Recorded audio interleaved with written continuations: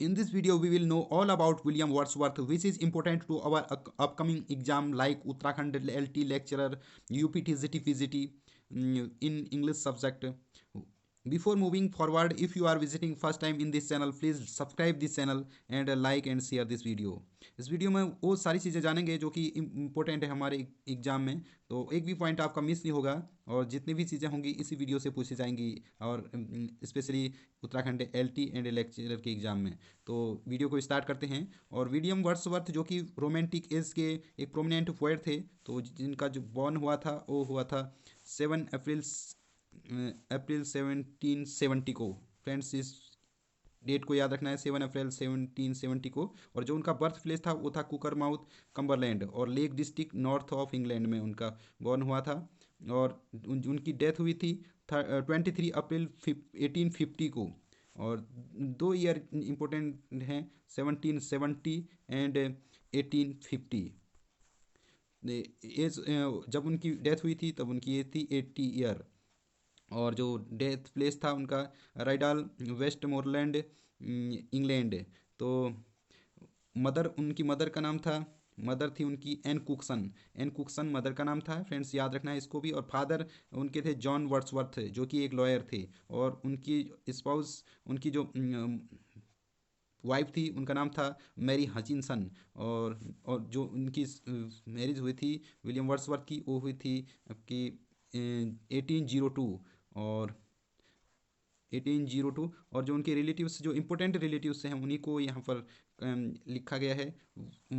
Christopher Wordsworth जो उनके भाई थे, और डोरोथी वर्ड्सवर्थ जो कि बहुत ही इंपॉर्टेंट है विलियम वर्ड्सवर्थ के साथ, क्योंकि उनकी ये सिस्टर थी वर्ड्सवर्थ, जिन्होंने वर्ड्सवर्थ के साथ कई सारे वर्क्स में पार्टिसिपेट किया था और उनमें उनको हेल्प की थी और उनके लाइफ में वो उनके साथ रही थी। तो इस नाम को याद रखना है, डोरोथी वर्ड्सवर्थ। और डोरा वर्ड्सवर्थ जो उनकी डॉटर थी, विलियम वर्ड्सवर्थ की डॉटर थी डोरा वर्ड्सवर्थ, इसको याद रखना है। और आगे देखते हैं क्या इंपॉर्टेंट है। बिलोंग्स, और बताया हमने कि आपको विलियम वर्ड्सवर्थ जो कि रोमांटिक पीरियड को बिलोंग करते थे, रोमांटिक पीरियड के एक महत्वपूर्ण पोएट विलियम वर्ड्सवर्थ थे और इसको याद रखना है। पूछा जा सकता है कि इन 4 अल्टरनेटिव्स में से कौन सा रोमांटिक एज का प्रोमिनेंट पोएट है। तो ऑप्शन उसमें से सही राइट चूज करेंगे तो होगा विलियम वर्ड्सवर्थ। तो नेक्स्ट देखते हैं जो इम्पोर्टेंट क्रोनोलॉजी है उनकी लाइफ के बारे में। तो 1778 में, तो 1770 में उनका जन्म हुआ था और 1778 में उनकी मदर की डेथ हो गई थी। इट मीन्स 8 वर्ष की, जब विलियम वर्ड्सवर्थ 8 वर्ष के थे तो उनकी मदर की डेथ हो गई थी। और 1779 में जॉइंड हॉक्सेट ग्रामर स्कूल, और 1779 में उनने एडमिशन लिया जॉइंट हॉक्सेट ग्रामर स्कूल में। 1787 में joined S T John's college Cambridge university को ज्वाइन किया उनने फ्रेंड्स 1787 को। और राइटिंग के फील्ड में उनने डेब्यू किया था, इसी ईयर में ही उनने राइटिंग के फील्ड में भी डेब्यू किया था, यानी कि वो अपने स्टडी टाइम से ही पोएम को लिखने लगे थे। तो debut of his writing career when published a sonnet, उनने एक सोनेट पब्लिश किया था जो कि पब्लिश हुआ था यूरोपियन मैगजीन में पब्लिश हुआ था। और 1791 में उन्होंने बीए की डिग्री रिसीव की थी। तो याद रखना है ये भी, 1791 में उन्होंने बीए की डिग्री रिसीव की थी। आगे देखते हैं 1791 में ट्रेवल टू फ्रांस, और इंग्लैंड से फ्रांस चले गए थे विलियम वर्ड्सवर्थ 1791 में। और तब वहाँ जब वो फ्रांस गए थे तो उन्हें मिली एनेट वेलन जो उन्हें मिली थी। तो ये इनके साथ ये fail in love with Annette Velan, तो इनके साथ उन्होंने फ्रेंडशिप की। तो इसको भी याद रखना है। और नेक्स्ट है 1793 एन इवनिंग वॉक, एक उनकी जो एक पोएम लिखी थी उनने, एन इवनिंग वॉक, वो लिखी थी उनने 1793 में। और descriptive sketches first poetry collection, जो विलियम, यहाँ से उनके इम्पोर्टेंट वर्क शुरू होते हैं। जो उनका फर्स्ट इम्पोर्टेंट वर्क था वो यही था, डिस्क्रिप्टिव स्केचेज और एन इवनिंग वॉक। तो ये जो पोएट्री कलेक्शन था उनका, तो यहीं से स्टार्ट होता है 1793, ईयर याद रखना है। तो आगे देखते हैं 1795 रिसीव्ड 900 पाउंड्स फ्रॉम रेस्ली कैलवर्ट, और 1795 में उन्हें उनकी पोएट्री के लिए 900 पाउंड्स मिलते हैं। तो यहाँ से उनने अर्निंग भी स्टार्ट हो गई थी उनकी। तो नेक्स्ट है 1795 में settled down in Somerset with his sister डोरथी Wordsworth. और 1795 में वो कहाँ सेटल हो गए थे?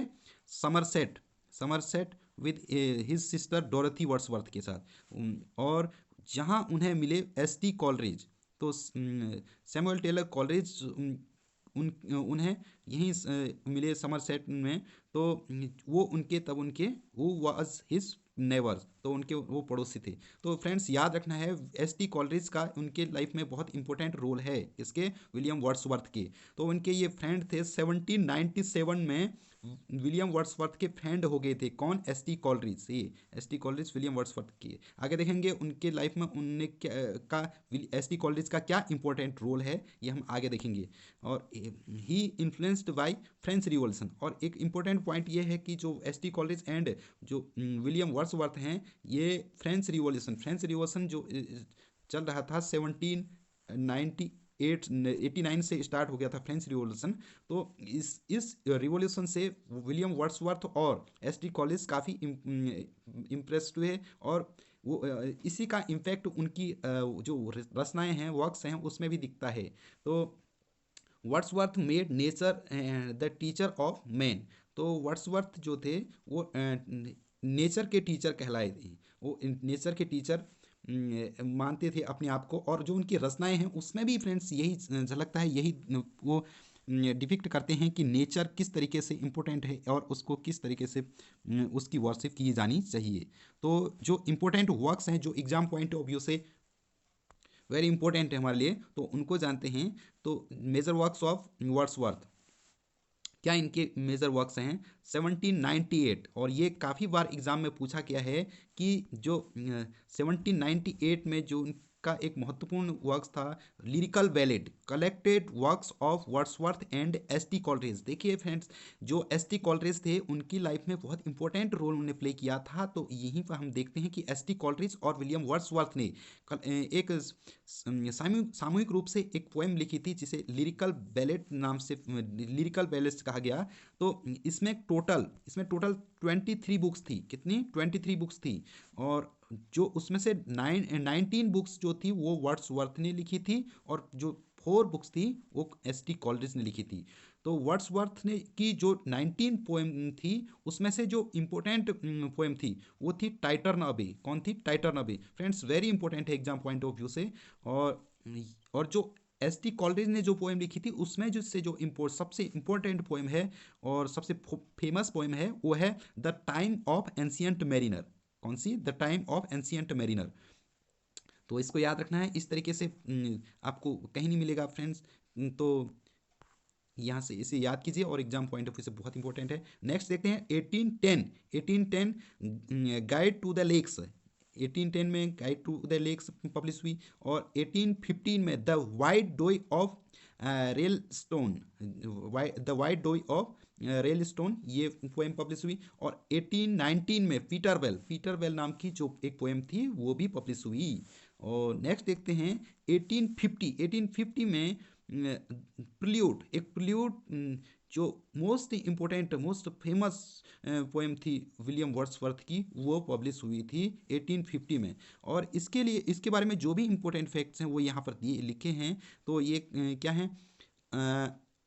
फर्स्ट पब्लिश्ड हुआ था जो प्रिल्यूड था, उसका जो फर्स्ट पब्लिकेशन हुआ था वो हुआ था 1799 में। तब इसमें केवल 2 बुक्स थी। सेकंड पब्लिशन हुआ था 1805 में, तब इसमें 13 बुक्स थी। थर्ड एंड लास्ट पब्लिशन जो पब्लिश हुआ था इसका वो था 1850 में, तब ये फाइनली ये पब्लिश्ड हुई जो ये बुक प्रिल्यूड, तो ये हुई थी 1850 में। और प्रिल्यूड के बारे में जो भी इंपॉर्टेंट फैक्ट्स हैं वो इस तरीके से हैं। Mary Wordsworth, William Wordsworth wife, published the last edition and is it was very it was Mary who give the title prelude। तो इसमें ये बताया गया है कि जो मैरी वर्ड्सवर्थ थी, कौन, यानी कि विलियम वर्ड्सवर्थ की वाइफ मैरी हैचिनसन जो उनका नाम था, तो उन्होंने इस बुक को पब्लिश किया था 1850 में। कब? 1850 में इसे पब्लिश किया जब उनकी डेथ हुई थी, तो उसके बाद ही ये पब्लिश की गई थी मैरी हैचिनसन, मैरी वर्ड्सवर्थ के द्वारा। तो उसका नाम इन्होंने ही दिया था, वर्ड्सवर्थ पब्लिश। इसका नाम जो प्रिल्यूड था फ्रेंड्स, वो जो विलियम वर्ड्सवर्थ की वाइफ थी मैरी हैचिनसन, उन्होंने ही इसका नाम प्रिल्यूड दिया था। और Wordsworth published it with the poem to Coleridge. हाँ, जो एक और इम्पोर्टेंट पॉइंट है यहाँ है कि जब वर्ड्सवर्थ ने इस पोएम को लिखना शुरू किया था, तो उन्होंने इसका टाइटल जो दिया था वो दिया था द पोएम टू कॉलरिज, जो उनके फ्रेंड थे एस टी कॉलरिज, तो उन्हीं के नाम इस पोएम को इसका टाइटल दिया था। तो हिज ओनली प्ले, और अब जो विलियम वर्ड्सवर्थ का एक मात्र जो प्ले था उसका वो था द बॉर्डरर्स। द बॉर्डरर्स जो सीमा में रहने वाले लोग हैं, तो ये उनका एक प्ले था, वर्स ट्रेजेडी। ये क्या था? एक ट्रेजेडी था। आगे देखते हैं। रिटर्न बिटवीन 1795 टू 1797, और जो ये द बॉर्डरर प्ले था, ये उन्होंने इसको लिखा था 1795 टू 1797 के बीच में। और some other important notes on Wordsworth, और वर्ड्सवर्थ के बारे में जो अदर इम्पोर्टेंट नोट्स हैं वो इस तरीके से हैं। He called lake district poet, he called lake district poet. Lake district of poet क्यों कहलाते थे? क्योंकि कुछ एक पोएटों का एक जो पोएट्स थे उनका एक समूह था, उनको लेक डिस्ट्रिक्ट ऑफ पोएट कहते थे, क्योंकि ये जो पोएट थे ये लेक डिस्ट्रिक्ट में इनका जन्म हुआ था, ये वहाँ रहते थे। तो उस ग्रुप में शामिल हैं एक तो वर्ड्सवर्थ हो गए, विलियम वर्ड्सवर्थ, और इनके अलावा S T Coleridge, Robert Southey और डी क्वेंसी, ये जो 4 पोएट हैं ये लेक डिस्ट्रिक्ट ऑफ पोएट में शामिल हैं। और जो ये टर्म था ये दिया किसने था? ये दिया था